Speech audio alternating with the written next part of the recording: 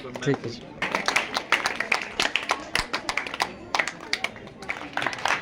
आदरणीय खंड शिक्षा अधिकारी महोदया जी, जिनकी उपस्थिति मात्र से ही ये मंच अत्यधिक शोभायमान हो रहा है।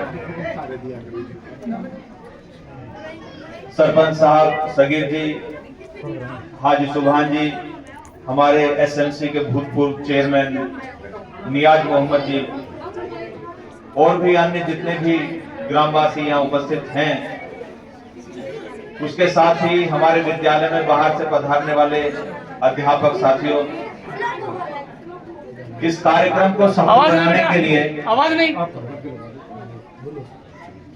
लगभग 2-4 दिनों से दिन रात मेहनत करने वाले मेरे अपने स्टाफ सदस्यगण, आप सभी का मैं हृदय की गहराइयों से आभार व्यक्त करता हूं।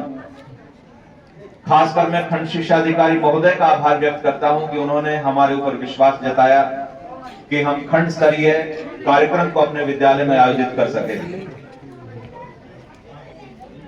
मैं सरपंच साहब का भी आभार करूंगा कि ये जो पंडाल की व्यवस्था है, भोजन आदि की व्यवस्था है, सारी हमारे सरपंच साहब ने व्यवस्था की है, क्योंकि विभाग के द्वारा बहुत ही कम राशि प्राप्त होती है। ऐसी व्यवस्था कर पाना हमारे लिए संभव नहीं था अगर सरपंच साहब हमारा सहयोग नहीं करते। और अन्य भी सभी कार्यों में, जितने भी विद्यालय में कार्य होते हैं, हमारे सरपंच साहब हाजी सुभान जी हर समय हमारे साथ खड़े रहते हैं। इसके लिए हृदय की गहराइयों से इनका आभार। प्यारे बच्चों, आज हम गीता के ज्ञान पर चर्चा करने के लिए इकट्ठा हुए हैं। आज हमने जो प्रतियोगिताओं में भाग लिया, वो गीता के कर्मयोग को सिखाने में महत्वपूर्ण भूमिका निभाती हैं। आज हम यहां से हार कर जाएंगे या जीत कर जाएंगे, ये मायने नहीं रखता। हमने अपने कर्म को किस प्रकार से अच्छी प्रकार से निभाया, हमने कितना उसमें समर्पण किया, ये उसी पर निर्भर करता है कि हमारा परिणाम किस प्रकार का आएगा। यही कर्मयोग है। और मेरा मानना है कि जो समाज में धारणा प्रचलित है कि कर्म किए जा, फल की इच्छा मत कर, चिंता मत कर, मैं कहता हूं कि फल का चिंतन तो होना चाहिए।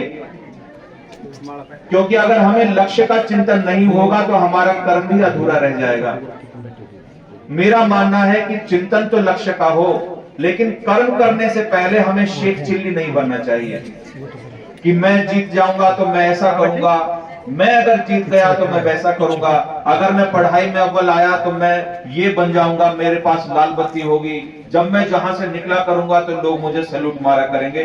पढ़ाई पीछे छोड़कर अगर हम शेख चिल्ली वाली बातों में फंस जाएंगे, ये गीता का ज्ञान हमें जरूर सीखना चाहिए कि लक्ष्य का चिंतन हो, लेकिन लक्ष्य के प्रति ज्यादा आसक्ति ना हो, ताकि कहीं कर्म हमारा पीछे ना छूट जाए। क्योंकि अगर हमारा कर्म ढीला रह गया, अगर हमारा कर्म कहीं पीछे रह गया, तो हमारा लक्ष्य आंखों से ओझल हो जाएगा।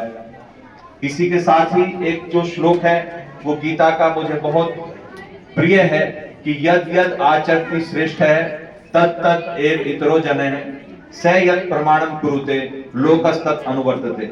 मैं अपने अध्यापक साथियों से कहना चाहूंगा कि हम अपने विद्यार्थियों के सामने, हम अपने समाज के सामने एक आदर्श हैं।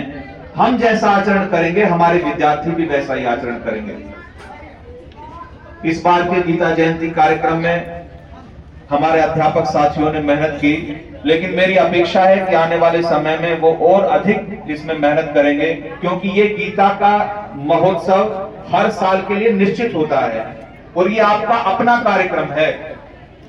बाकी तो कार्यक्रम चलते रहते हैं, लेकिन संस्कृत अध्यापकों का एकमात्र ये कार्यक्रम है जो उनका अपना है। और अगर इसमें भी हमने अपने पूरे मन से, पूरे समर्पण से प्रतिभागिता नहीं की, तो कहीं ना कहीं हमारे आजीविका के साथ न्याय नहीं हो रहा है।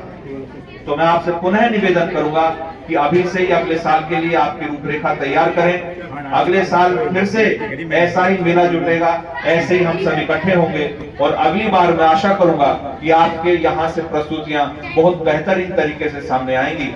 इसी के साथ मैं पुनः निर्णायक मंडल का भी आभार व्यक्त करूंगा, क्योंकि निर्णायक मंडल की भूमिका बहुत अनुपम होती है। सबसे बड़ा निर्णायक ईश्वर है और उसके बाद देखिए आपको ईश्वर के समतुल्य बैठाया गया है।